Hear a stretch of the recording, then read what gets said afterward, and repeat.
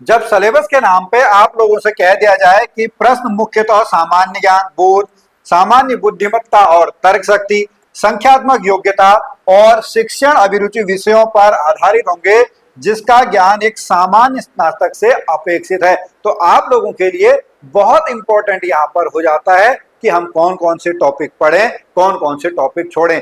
जैसे सामान्य ज्ञान में बहुत सारे क्वेश्चंस आपके बन सकते हैं, बहुत सारे टॉपिक्स बन सकते हैं, तो आपके लिए इंपॉर्टेंट हो जाता है जो प्रीवियस ईयर के क्वेश्चन पेपर आपके आए हैं उनको एनालाइज करना, और ये काम मैं आप लोगों के लिए आसान कर देता हूं।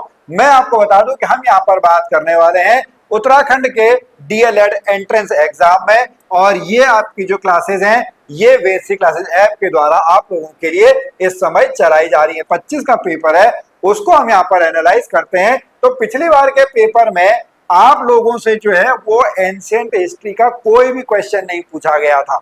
एंशिएंट हिस्ट्री से कोई क्वेश्चन नहीं था। एक मुगल काल से आपका था, यानी वो मध्य काल से रिलेटेड है, वो एक क्वेश्चन हो गया। आधुनिक भारत के इतिहास, यहां से पिछली बार बहुत ज्यादा प्रश्न जो है वो बन के आए थे। अब आपको अपनी स्ट्रेटेजी में क्या रखना होगा, आपको ज्यादा फोकस जो करना होगा वो आधुनिक भारत के इतिहास पे आपको यहाँ पर करना होगा। फिर ज्योग्राफी की हम बात करते हैं। ज्योग्राफी में आपसे दोनों ही प्रश्न पूछे गए थे।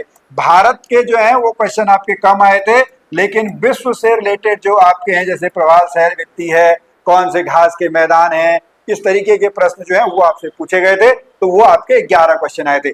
इंडियन पॉलिटी जो है, भारतीय राज व्यवस्था, वहां से आपके जो है वो 8 प्रश्न बन के आए हैं। आप इस वीडियो में बने रहिए, क्योंकि मैंने 2025 के साथ साथ 2024 और 2023 के पेपर का भी जो है वो कंपैरिजन किया, ताकि आपको पता लग सके कि एक ट्रेंड क्या चल रहा है उत्तराखंड के डीएलएड में। फिर पिछली बार अगर हम बात करेंगे इकोनॉमिक्स, जो स्टैटिक इकोनॉमिक्स है, वहां से क्वेश्चन आपका नहीं बन के आया था। विज्ञान की हम बात करते हैं तो वहां पर फिजिक्स का एक क्वेश्चन था, एसिड रेन से रिलेटेड था, एक एसिड के ऊपर आपका था, एक आपका जो हमारा इन्वायरमेंट एटमॉस्फेयर है उसके ऊपर क्वेश्चन आया था।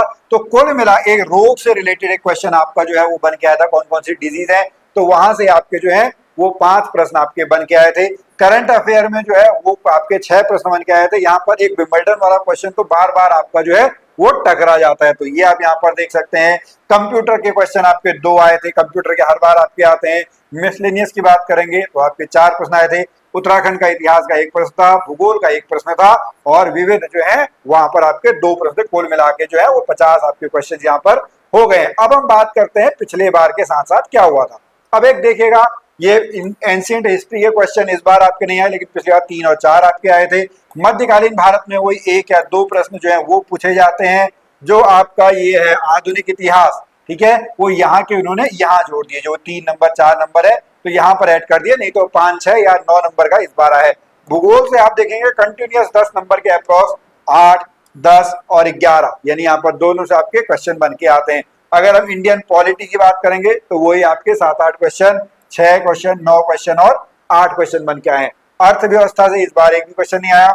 विज्ञान के हम देखेंगे तो वही 5-6 क्वेश्चन आपके रहते हैं, 5 प्रश्न 2024 में, 2023 में। अगर हम करंट अफेयर भी देखेंगे, करंट अफेयर भी अच्छी खासी यहाँ पर जो है वो पूछी जा रही है। कंप्यूटर का अगर देखेंगे कंसिस्टेंट आपका बना हुआ है, जो कि आपके 2-2 प्रश्न जो है वो पूछे जा रहे हैं। मिसलेनियस के भी 3-4 क्वेश्चन जो है वो बन के आते हैं। फिर उत्तराखंड का इतिहास, उत्तराखंड का भूगोल, विविध देखेंगे तो एक एक दो प्रश्न जो है वो आए थे। पिछली बार विविध में अगर हम बात करेंगे तो उत्तराखंड में जो बजट है उसके ऊपर भी आपका जो प्रश्न है वो यहाँ पर आपका बन गया था। तो इस तरीके से आपको जो है वो यहाँ पर आपको पढ़ाई करनी है। तो ये अगर मैं आपको बताऊं कि इस समय हमारी ऐप बेसिक क्लासेस ऐप में उत्तराखंड के डीएलएड एंट्रेंस एग्जाम से रिलेटेड एक बैच आपका स्टार्ट होने वाला है, वो आपका हो जाएगा। सामान्य तो अगर हम पेपरों की बात करेंगे तो सितंबर के महीने में इसके फॉर्म आते हैं और नवंबर के महीने में इसका जो है वो एग्जाम होता है।